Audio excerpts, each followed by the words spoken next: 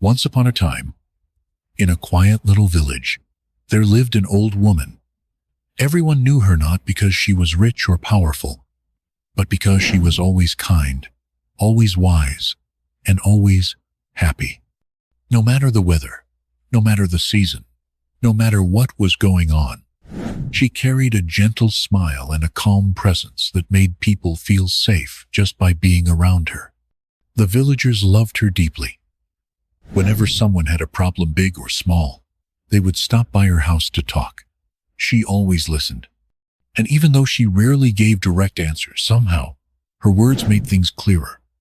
It was as if just speaking to her helped people remember what really mattered.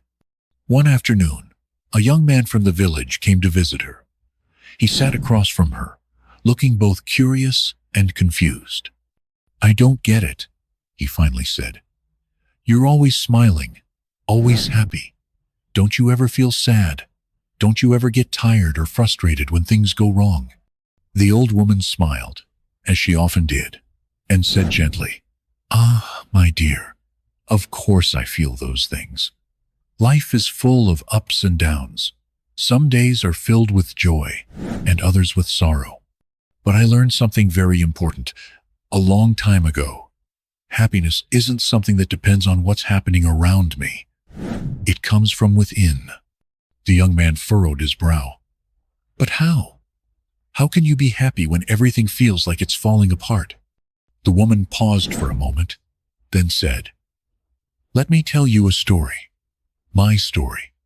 When I was young, I had a small family, husband and 2 children. We didn't have much, but we had each other, and that was more than enough. We laughed a lot, and we made the most of every simple moment. But one day, my husband got very sick. We couldn't afford the medicine he needed. We tried everything, but in the end, he passed away." The young man's eyes widened. "I'm so sorry," he said softly. She nodded. "It was the darkest time of my life.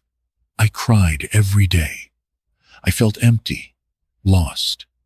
For a while, I truly believed I'd never feel joy again.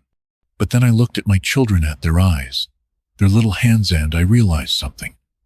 I couldn't stay in that sorrow forever. They needed me. I needed me. And even though I had lost something irreplaceable, life was still asking me to keep going." She leaned forward slightly and added, "So I made a decision. I decided that I wouldn't let sadness rule my life. I couldn't control what had happened, but I could choose how I responded to it." The young man looked at her, quiet and thoughtful. "But how do you do that?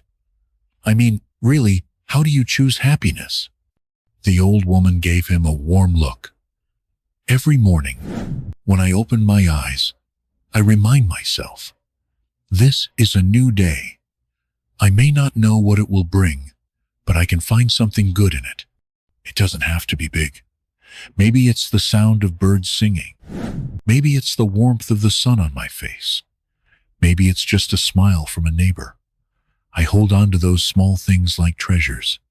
And no matter how hard a day might be, I always find something to be thankful for." The young man nodded slowly, but asked again, "Okay, but what about when really bad things happen? Things you can't fix or change?" She sighed softly. "Those days are the hardest, yes. But I've learned that pain, no matter how deep, doesn't last forever. Time moves forward. Wounds heal. Life goes on. So when something bad happens, I tell myself, this too shall pass." It's a simple phrase, but it helps. She looked out the window, then continued, "There's always something left to hold on to me, health. My memories, the people who are still with me. Even the fact that I'm alive is something to be grateful for. That mindset, it's not denial. It's discipline. Happiness is not pretending everything is perfect.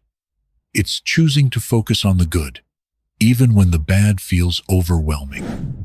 The young man sat silently for a while, then stood up and smiled. "Thank you," he said. "I think I understand now." And from that day forward, the young man tried to follow the old woman's example. He began to look for the good in every day. Sometimes it was easy. Sometimes it was nearly impossible. But he stuck with it.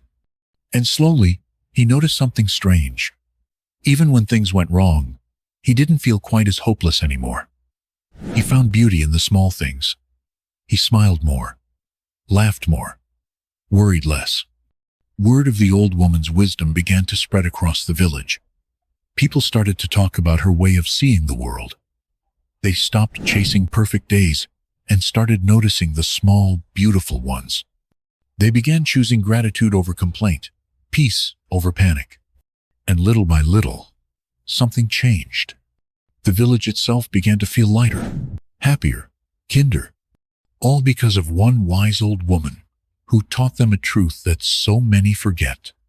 Happiness is not something we wait for, it's something we choose. It doesn't come from money or success or having a life without pain. It comes from within, from perspective, from the decision to focus on what's still good, even when everything else feels like it's falling apart. No matter how dark life gets, the sun still rises, and joy can still bloom if we're willing to look for it.